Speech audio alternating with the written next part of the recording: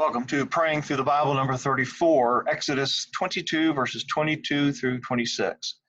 A prayer that is a cry.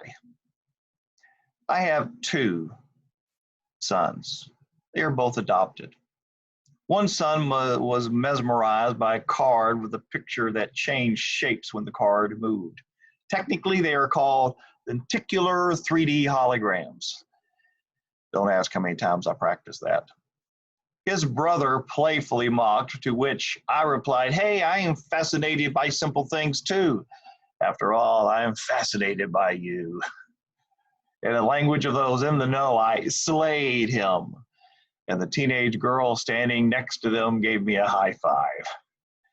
In reading the contingency laws following the famed Ten Commandments, it is easy to see only outdated laws involving a theocratical and economical system wherein democratic American ideals don't fit. America is not a theocracy. And then, right in the middle, something incredible we learn about this lawgiver. When thinking of Yahweh's most impressive qualities or characteristics, we are understandably awed by the omnipotence of the plagues overpowering the gods of Egypt. Then there is God's omniscience, where he foreknows every single move of Pharaoh. Even God's omnipresence is present within that story, because he is not a God of Canaan, he is a God with powers even in Egypt. Now, these three traits are unfathomable to our feeble minds. But could it be the most impressive qualities of God are not the ones we cannot begin to fathom? Could it be the ones we are called to emulate? Love, mercy, compassion, graciousness. Very ungodlike as false gods go. Yahweh cares about the simple people, those whose lives have been hit hard by misfortune, the foreigners, widows, fatherless, and poor. In the middle of all of those mind-numbing laws, God says, you must not exploit a resident alien or oppress him, since you were resident aliens in the land of Egypt. You must not mistreat any widow or fatherless child. If you do mistreat them, they will no doubt cry to me, and I will certainly hear their cry. If you ever take your neighbor's cloak as collateral, return it to him before sunset, for it is his only covering. It is the clothing for his body. What will he sleep in? I'm amazed God asks that question. What will he sleep in? And if he cries out to me, I will listen, because I am gracious. Exodus 22, verses 22 through 26. This vocal crying out can involve shouting, shrieking, and tearfully crying. Such a sad prayer.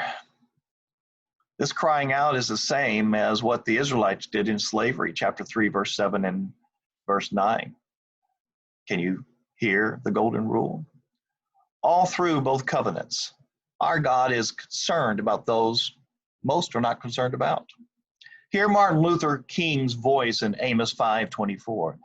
Let justice roll down like waters and righteousness like an ever-flowing stream. Hear Jesus echoing through his brother in James 1:27. Pure and undefiled religion before God the Father is this, to look after orphans and widows in their distress. And if I may, concerning today's illegal situation with people crossing the border, the government's role is to enforce its laws. Our individual role is different because we have a different lawgiver.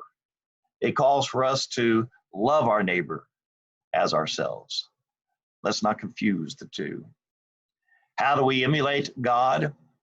Adopt or foster, volunteer, or find your own ways. Spend time with children whose fathers have walked out on them. Help unwed mothers. Sit with widows and widowers and listen to their stories. The worst mistreatment does not come from what we do, but failing to try. Remember, simple things and simple people. What is our prayer challenge? It is easy to be jaded by the con artist, causing us to fail in helping the truly needy. Pray for the right heart and opportunities. And if you are one of those most don't care about, God hears your cries and you're crying out to him. Start praying.